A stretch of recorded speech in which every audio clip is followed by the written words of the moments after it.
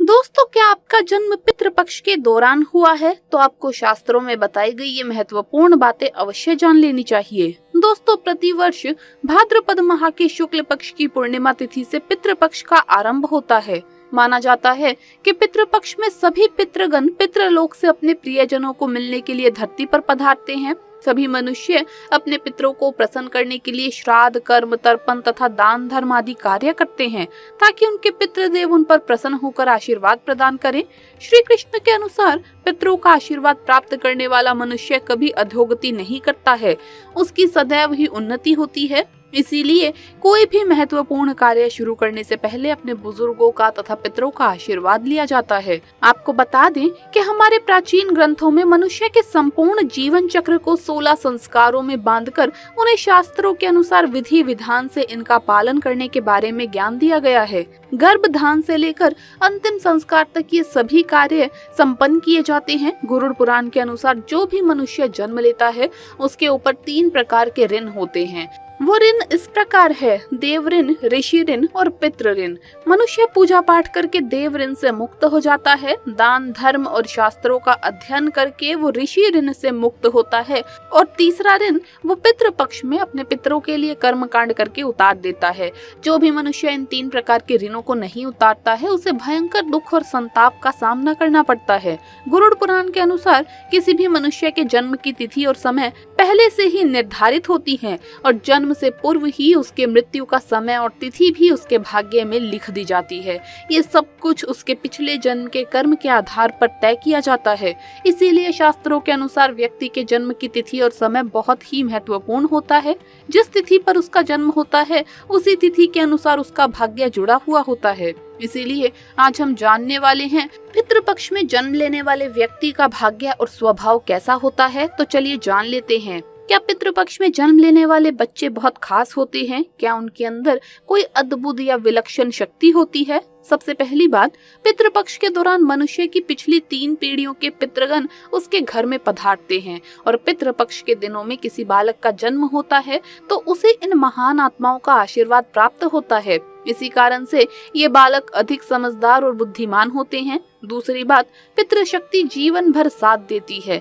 जिन लोगों का जन्म पितृपक्ष के दौरान होता है तो पितृशक्ति जीवन भर उसके साथ रहती है और नकारात्मकता और बुरी शक्तियों से उसकी रक्षा करती है।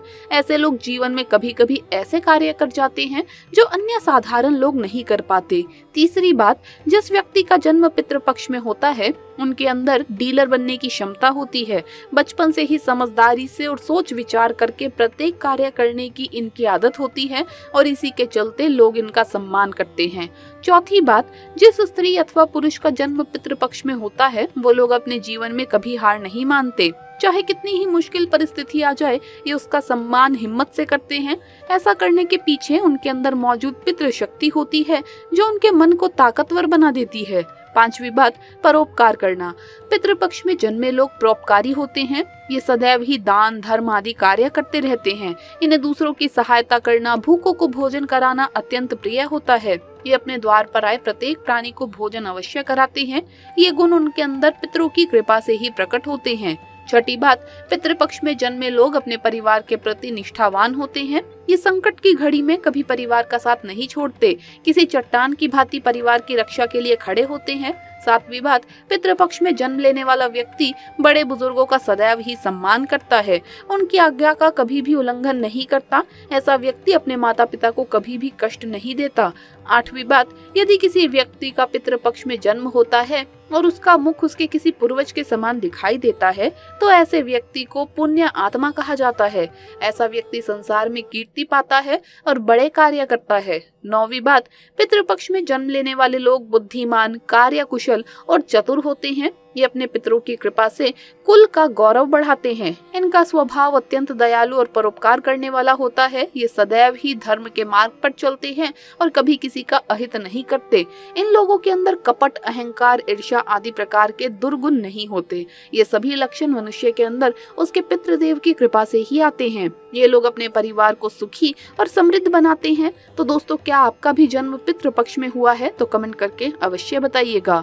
दोस्तों, गरुड़ पुराण में भगवान श्री कृष्ण ने गरुड़ जी को पितरों के श्राद्ध के संबंध में बहुत ही महत्वपूर्ण ज्ञान दिया है। हिंदू धर्म में पितृपक्ष का बहुत ही अधिक महत्व होता है। पितृपक्ष में जो मनुष्य अपने पूर्वजों की आत्मा की शांति के लिए श्राद्ध कर्म करता है, वो श्रेष्ठ फलों की प्राप्ति करता है। इसी कारण से पितृपक्ष को श्राद्ध पक्ष भी कहा जाता है। यदि पितृपक्ष के महीने में आपके घर पर ये 3 प्राणी आते हैं तो इन्हें शुभ संकेत समझना चाहिए। आपके पितृगण आपके द्वारा किए गए श्राद्ध और पिंडदान से अत्यंत संतुष्ट हैं और वो आपको आशीर्वाद प्रदान कर रहे हैं। माना जाता है कि मृत्यु के पश्चात मनुष्य को जो शरीर प्राप्त होता है वो वायु रूप में होता है। उसे कोई भी मनुष्य देख नहीं पाता। ये वायु रूपी शरीर प्राणियों के माध्यम से पृथ्वी लोक पर भ्रमण करता है। इसीलिए कहा जाता है कि पितृपक्ष में द्वार पर आए किसी भी प्राणी का अनादर नहीं करना चाहिए, क्योंकि उनके अंदर आपके पितरों का वास होता है। तो चलिए जान लेते हैं वो कौन से प्राणी हैं जिनका पितृपक्ष में घर पर आना बहुत ही शुभ माना जाता है। सबसे पहला प्राणी है कौवा। गरुड़ पुराण के अनुसार मनुष्य के पूर्वज कौवे का रूप धारण करके अपने प्रियजनों को मिलने के लिए पधारते हैं। पितृपक्ष के दौरान यदि किसी पीपल के वृक्ष पर कौवा बैठा हुआ दिखाई दे तो इसे बहुत ही शुभ संकेत समझना चाहिए।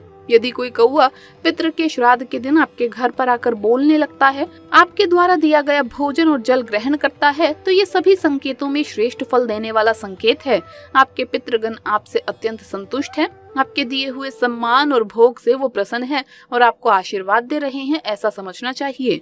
पितृपक्ष में कौवे का घर पर आकर भोजन ग्रहण करना ये संकेत है कि आपके जीवन में सभी समस्याओं का अंत होने वाला है और आपके जीवन में खुशियां आने वाली है। किंतु अगर पितृपक्ष में कोई कौवा आपके घर पर आकर जोर जोर से चिल्लाने लगे तो आपको समझना चाहिए कि आपसे आपके पितृगण बहुत ही नाराज है।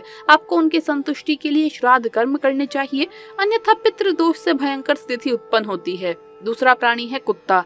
अगर पितृपक्ष में श्राद्ध तथा पितरों की पूजा के दौरान द्वार पर कोई कुत्ता अचानक ही प्रकट हो जाता है तो ये बहुत बड़ा शुभ संकेत है। आपके पितृ कुत्ते के माध्यम से आपको आशीर्वाद प्रदान करने आए हैं। द्वार पर आए कुत्ते के साथ बुरा व्यवहार ना करें और गलती से भी डंडे से ना मारें, अन्यथा आपके पितृदेव रुष्ट हो जाएंगे।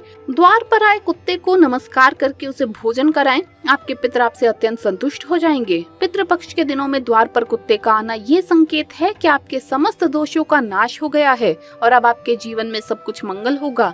तीसरा प्राणी है गाय। यदि पितृपक्ष के दौरान गौ माता आती है तो आप बहुत भाग्यशाली हैं।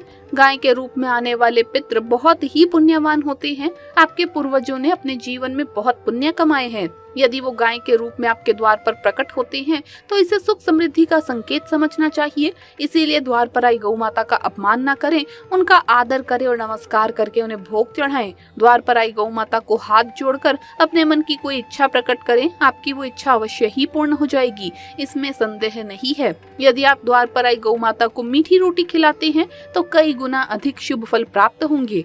चौथी बात, यदि पितृपक्ष के दिनों में आपके सपने में कोई जानवर मनुष्य की वाणी में बोलता हुआ दिखाई दे तो इसे बड़ा ही अशुभ संकेत समझना चाहिए। ये संकेत है कि आपके पितृ आपसे बहुत दुखी हैं, उनकी आत्मा को शांति नहीं मिली है। ऐसे में आपको पितरों का श्राद्ध और तर्पण करना चाहिए ताकि आपके पितरों को मुक्ति मिल सके। तो दोस्तों, इस तरह से प्राणियों के माध्यम से आप जान सकते हैं कि आपके पितृ आपसे प्रसन्न है या नहीं। तो दोस्तों, आपको वीडियो कैसा लगा हमें कमेंट्स में जरूर बताएं। इस वीडियो को लाइक करें, अपने दोस्तों के साथ शेयर करें और अगर आपने अभी तक चैनल को सब्सक्राइब नहीं किया है तो सब्सक्राइब करके बेल आइकन जरूर प्रेस कर ले। जल्द मुलाकात होगी अगली वीडियो में। हर हर महादेव, जय महाकाल।